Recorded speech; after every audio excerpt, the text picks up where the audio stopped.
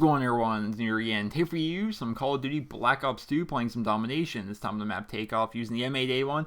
And today, it's pretty good gameplay I got for you. This week's episode of Dear Nero, but this gameplay is a pretty good one. I really enjoy the final score here between myself and my teammates. It's I'm not sure if I posted it before, because this gameplay is roughly 1 or 2 months old. So if I haven't posted this gameplay before, then awesome, that's great. If I have posted it before, then it's good enough for you guys to watch twice. So I hope you guys all enjoy that. But welcome to this week's episode of Dear Nero, a weekly series that is usually posted on Wednesdays that I go through and I answer fan mail and fan questions. But yesterday was Wednesday, today's Thursday. A YouTuber died yesterday. His name was Yoteslaya, and it was a bumming experience. I know, whether you watched his videos, whether you didn't, I watched a lot of his videos. You know, I was semi-internet friends with him. He was just a good guy, and it sucks that he's not here anymore. And I've been bummed about it all day yesterday and most of today as well. Just like, wow, I've never thought a YouTuber could die. And I don't know, I might make a video on that later. I don't know if it's my place or not, though. But either way, the show must go on. This week's Dear Nero, and also my internet has been pretty bad lately. It's been having these issues where it just kind of shuts itself down at like 6 o'clock at night, and it won't come back up till like 8 o'clock in the next morning. And then even when it is up, it's kind of choppy. Apparently, the cable company came out and they fixed it. They got a bunch of complaints all from the same thing. It was like a neighborhood-wide thing.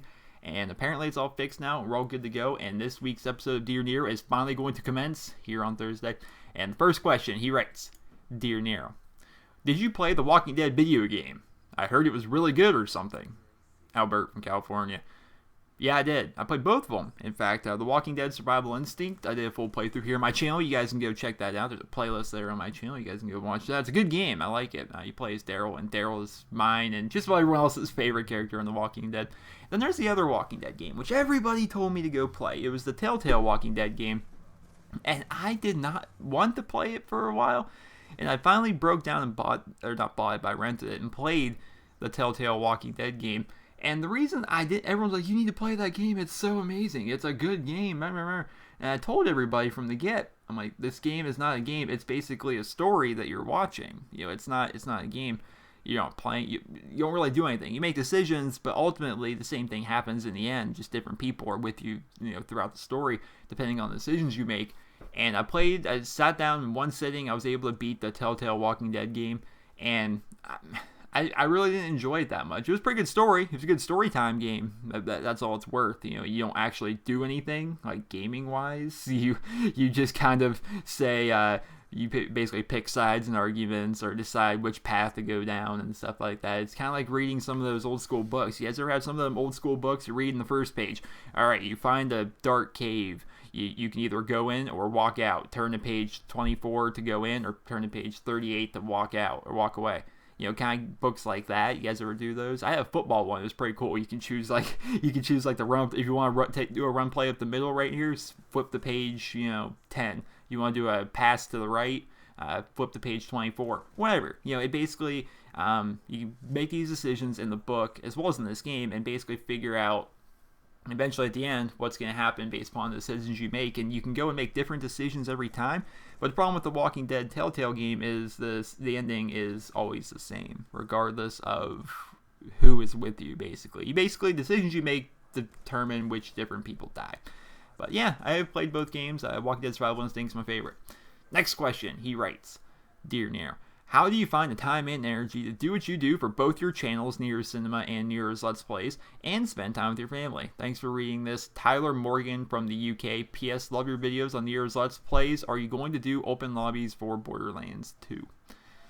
Alright, to address the latter question of Borderlands 2 open lobbies. So one, I'm pretty Borderlands out, right? I did a 100 episode Let's Play. And by the way, Yoteslaya, I talked about him in the beginning of the video. He was one of the reasons I did it. He's one of the reasons I got into Borderlands 2 as much as I did. And his legendary weapon guides helped me get every legendary I have. But Borderlands 2 is not a good open lobby game. Mainly because you can only have 4 people in a lobby at one time, and one of them would have to be me. So it would be me and 3 people, and whether or not we're all the same level and we all have the same missions and stuff, it's not really a good open lobby game. It's more of a game that you and your friends decide to do a new playthrough on and go through and play and stay around the same levels. But to find random people together and put them together and play may not always work out. But to answer your first question about how do I find time and energy to run 2 channels as well as spend time with my family, well, I live with my family, and I wonder what you mean by spend time. See, if by spend time you mean going on strolls on the beach and having picnics and stuff, that's not my family. My family, we all see each other mainly around dinner time, and other than that, we don't really spend a whole lot of time together, unless, of course, we're going somewhere, doing something, or something big is involved. But for the most part, we live here, we chat, but we're not the kind of family that's going to sit down and watch 3 or 4 movies together while eating popcorn. That's not our family. It's a loving family, but it's not that kind of family. I don't know. We all have our own things going on, and this just happens to be mine. Next question. He writes, Dear Nero, what would you do if there was a worldwide internet shutdown for an entire year or more? Kind of scary to think about. Tate from Maryland. So I usually gut instinct is like, whatever. I mean, my work is on the internet. Yeah, my job, my source of income is on the internet. But it would be okay, I guess. It wouldn't be the worst thing in the world. I think we could all manage. But over the past couple of days, I've had to deal without internet. Like I said, my internet's been crappy. Usually it shuts itself down about 6 p.m. and goes back up around 8 a.m. It was like a neighborhood-wide thing, and they ended up fixing it today, if you're wondering. So in my sleep schedule, the way it sits now is like I fall asleep at like 6 or 7 in the morning and wake up at 1 or 2 in the afternoon. That's just like how my sleep schedule's been for a long time. And so for me, I am sitting here for like 12 hours of being awake without internet and nowhere to go and nothing to do. I found myself playing Skyrim on the PC. That was kind of fun. Skyrim's a freaking fantastic game, especially on the PC with them ultra settings and that HD resolution pack that they gave out as free downloadable content. Good game, good stuff. But I don't think people realize how much they're dependent on the internet. At least a lot of us. You guys are watching YouTube videos right now. You are probably doing other things on the internet right now as you're watching this video, because a lot of you don't even watch my gameplay. You jerks, I work hard for this gameplay. You guys don't even watch it. Jerk stains. But yeah, the internet, life without the internet would be a lot different, especially for a generation of people that is coming up where internet is a thing. When I grew up, internet wasn't a thing. Well, it was a thing, but not a lot of people had the internet. But now everybody has the internet, and people are being raised instead of Game Boy Colors like me, they're being raised with iPads and iPhones and Xbox 360s and Xbox Ones and PlayStation 4s. It's a world without internet now would be, I can't imagine. Next question. He writes, Dear Nero, upon hearing last week's Dear Nero, it seems to me that you object heavily to racism, and the reason being that you think usages of words such as, insert N word here because I'm totally not comfortable saying that word again, are careless. However, it is my belief that racism isn't a bad thing among friends, and it should be used almost like a tease. But if used maliciously, it can create problems among our society. I would like to ask you, what do you think of my belief and why you agree or disagree? Love your videos. Keep making more. Jack Morris from Liverpool. So so you, as long as you're teasing somebody, you can say the N-word. I guess that really depends on your group of friends, right? Because I talked about it. I like stand-up comedians. A lot of it, especially black comedians, is racist comedy. It's racial humor. They're constantly dropping the F-bomb. They're constantly talking about racist stuff.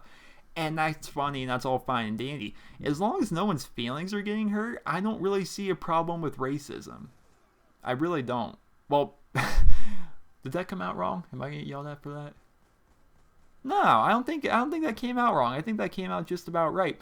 SB Marksman, the gameplay is over, by the way. Ran right over the gameplay like I always do, but our team combined, me, myself, Foxhound, and Hyper combined for 148 kills that game, which is crazy. I'll throw on some extra gameplay here, don't you guys worry. We're going to keep on going. I want to keep on talking.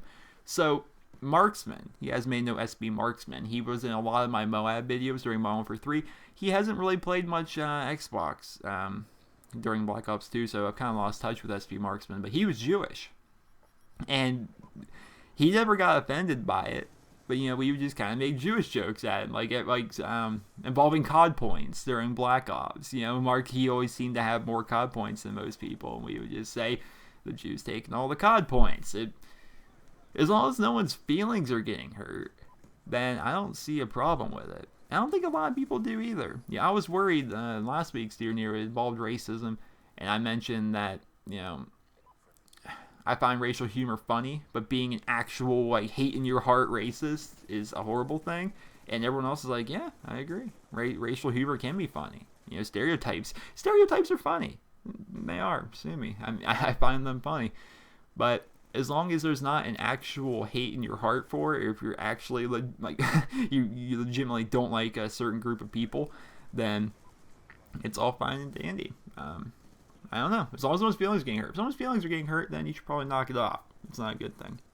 Next and final question, he writes, Dear Nero, I am a loyal subscriber and Twitter follower, and I am watching your videos almost every day. I just want to ask, what do you think about PEGI's age ratings? Sorry about my bad English, but I'm trying my best. I personally think that they are too high. I've been depressed for about 1 year, and everybody thinks that it's because I play Call of Duty. I enjoy the game, and I play a lot of different games too. It gives me a better feeling when I play and I'm getting the feeling of success. I think that, excuse me, it's really hard to read this because the text file is right in front of my microphone. I'm leaning over my microphone to be able to read this. I think that you could give me and everybody else some answers with your own personal thoughts. To Nero from, and oh Lord, I don't know how to pronounce this. Please don't yell at me. Heikki Vela Head. I'm going to call you HV15 from Lapland, Finland. Alright, so I'm going to put his name on the screen. Maybe you guys can try and sound it out for me in the comments how to pronounce his name. I'm sorry, dude. I'm from Pennsylvania. I don't know how to pronounce your name. Alright.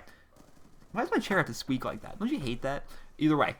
So, so you've been depressed for maybe a year. And you're 15. Yeah, it's about... God, this chair cracks a lot. I keep having to lean around my mic.